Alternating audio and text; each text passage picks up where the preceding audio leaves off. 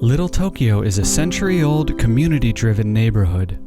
It's home to dozens of locally owned and operated businesses, a vibrant senior community, and hundreds of low-income housing units. Since 1980, Little Tokyo Service Center has offered support and resources to help the community thrive.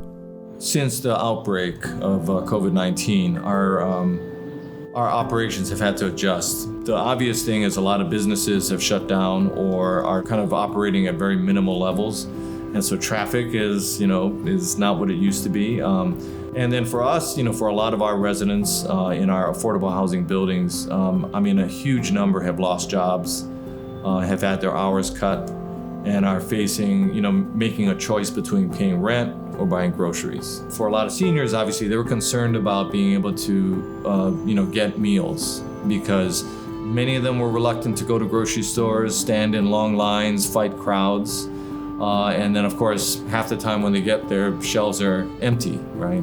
At least in the initial period of the pandemic. It felt like overnight, a slew of new and urgent needs threatened the very livelihood of our community. So what do?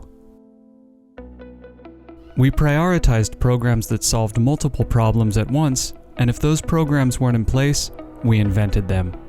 The first step was to find out exactly what the problems were. We did this by making hundreds of wellness calls that informed us of community needs and let people know that they weren't facing these challenges alone. Once we had the data from those calls, we made a checklist and got to work. Together with the Little Tokyo Community Council and KRO, which is a senior service organization, we put together a program called Little Tokyo Eats, in which we try to address two needs in the community at the same time. So we purchase meals directly from Little Tokyo restaurants at market prices to help them with, giving them business, basically. And then we subsidize those meals down to $3 for seniors. We started that in the beginning of April, and we're doing about over 300 meal deliveries a week. This program has supported 11 restaurants in Little Tokyo so far. 9 of those are neighborhood legacy small businesses. Along with revenue from Little Tokyo Eats, Little Tokyo Service Center has helped local small businesses adapt their customer service approach to the constraints of COVID-19. We've brought older restaurants online for the first time, created social media pages, matched younger tech volunteers with older business owners, and helped businesses apply for emergency federal loans. We've done everything in our power to help our small businesses survive this pandemic. Another area that we've been concerned about is with the self-isolation orders. More recently, what we've done is organized kind of small group activities with seniors, like 4 to 6 seniors at a time, so that they can socially distance. We provide them with masks. We do a temperature check before we start activities.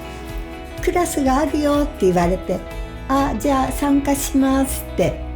ただ特別の決心とかなんかじゃなくて参加したらとっても楽しくて、本当に精神も体もとってもチアアップして、もう毎回このクラスが楽しみでしょうがないです。Another small group activity offered is a weekly Zumba class taught by Brenda Garcia, a resident in LTSC's affordable housing and a beneficiary of LTSC's financial and food support during the pandemic.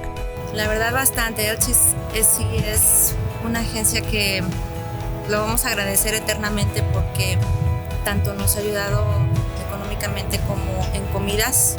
Cada semana tenemos nuestra despensa y la gente ha sido muy amorosa y muy cariñosa hacia nosotros. So we knew that one of the things that we could definitely do was the food component, address the food insecurity in the household. We wanted to let them know that we were going to have non-perishable items on site. So if ever at any time of the day they needed food, they could call us. And then the opportunity also presented itself to work with APIFM. So essentially what happens is they provide us with produce bags along with a dozen carton eggs for the families.